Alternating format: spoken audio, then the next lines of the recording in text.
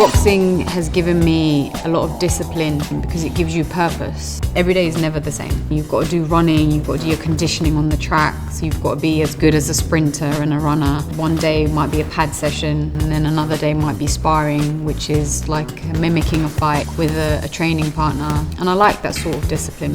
Being the first Somali to have gone and competed at the Olympic Games has been great because it's, you know, created this sort of ripple effect of inspiring a whole generation of girls who have come from similar backgrounds to me and to where I grew up in the towns and villages in Somalia, to dream big and to, you know, to show them that, you know, if I can do it, you can do it too.